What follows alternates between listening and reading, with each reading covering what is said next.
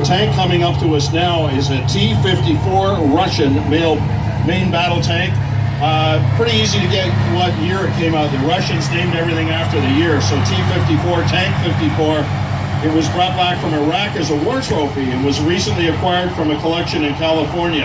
It has a 100mm cannon, can go up to 48 kilometers an hour, pretty quick for a tank, especially from the 50s.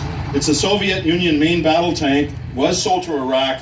They built about 100,000 of these. You can still see some of these in service in some countries around the world. Russians built really good tanks. They were super sturdy, super reliable, very simple. They could make a lot of them. Notice the sort of rounded turret. The Russians were the first to come up with that sort of concept. World War II, the first German tanks, which got a lot of attention, were like big shoeboxes and had to have super thick armor. Russians in 1934 decided they would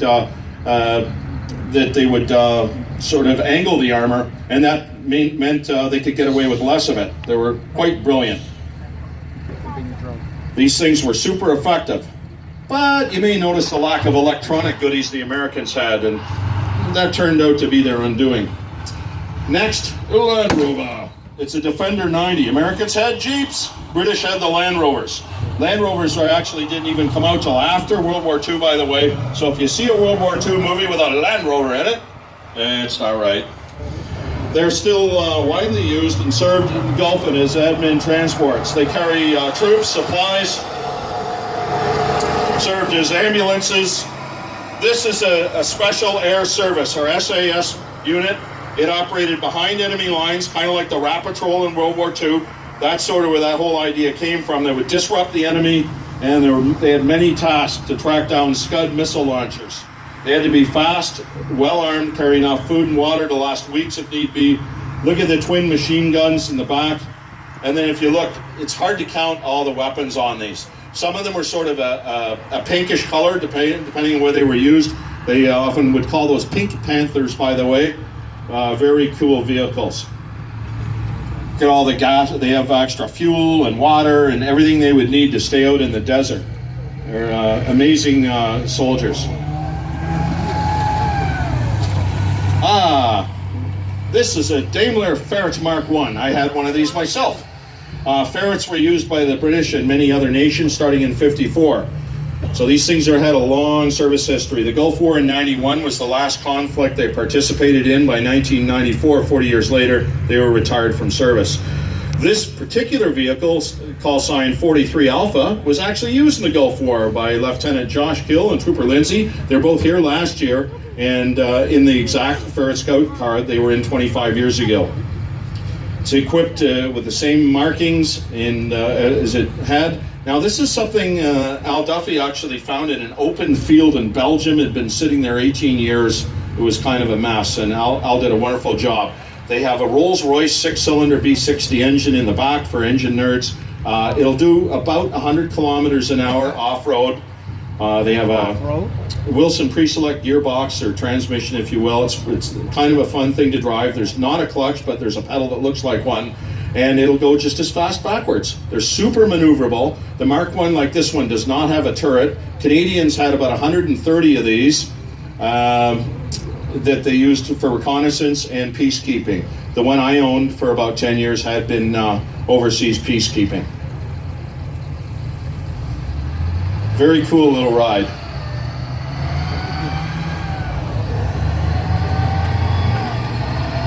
Now the next one, all these British tanks are built on the same chassis. Most of them have, yes, a Jaguar 4.2 liter engine, same engine pretty much as in Jaguar cars. This one is a Scimitar, call sign 12. It came out of service 4 years ago. It's a light reconnaissance vehicle, widely used by British Army last 40 years. And in the Gulf War, it went way far ahead of the main force, seeking out enemy and reporting their location.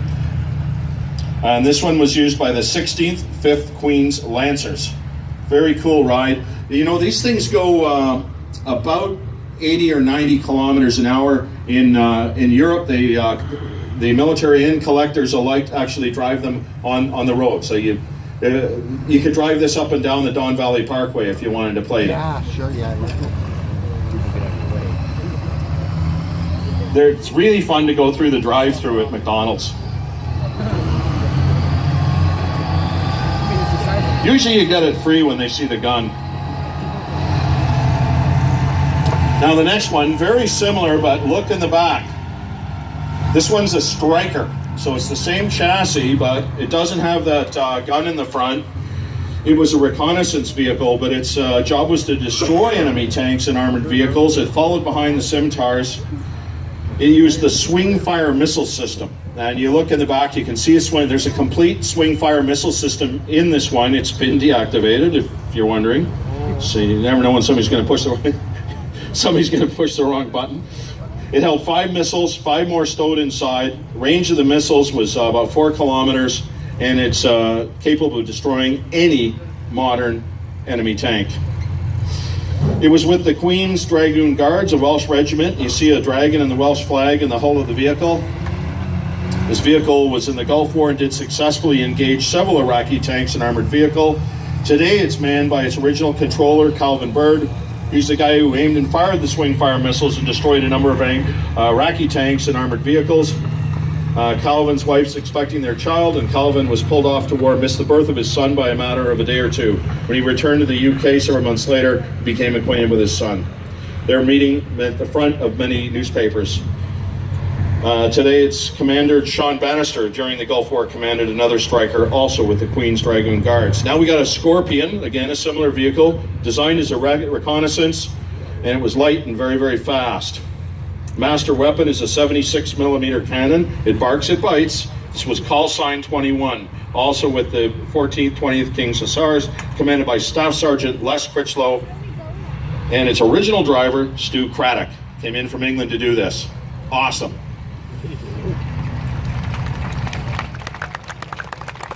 You're not even going to see this in England, actually. They have a big sort of tank show there, and they don't get as accurate as Al did here. And then wait till the little war we got planned after this. Woohoo!